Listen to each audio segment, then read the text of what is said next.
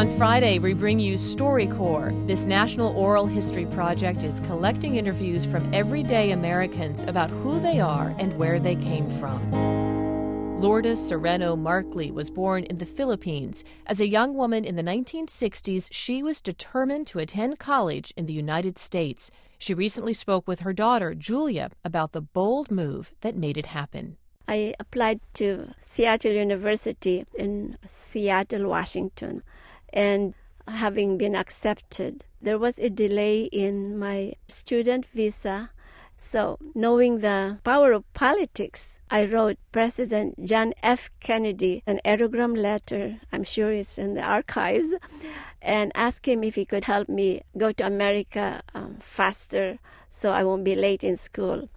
After 4 days or so, the American Embassy in Manila, Philippines, called me and told me to report right away. And on that day, the first question was, "Did you write the President of the United States?" And then I said, "Yes, did they write you back?" And the American interviewer nodded. And guess what? The next day, I was flying to United States of America. And I credit John F. Kennedy for coming here.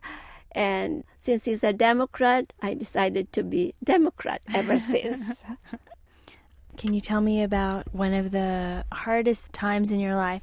When I was at Seattle University, the Dean of Education told me that I will never be a teacher because of my accent.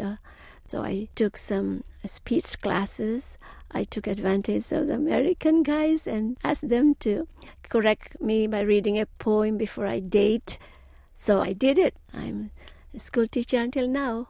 Tell me about your first dates with my dad. Well, the Philippine culture is you have to have a chaperone when you go out dating. So my first date with Charles, I bring my cousin. He was 12 years old.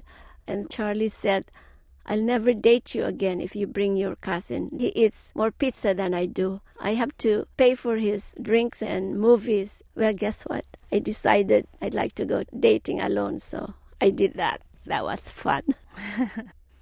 You give advice to school children all the time, and I was wondering if you have special advice for us, your children. Sure. If others can do it, why can't you?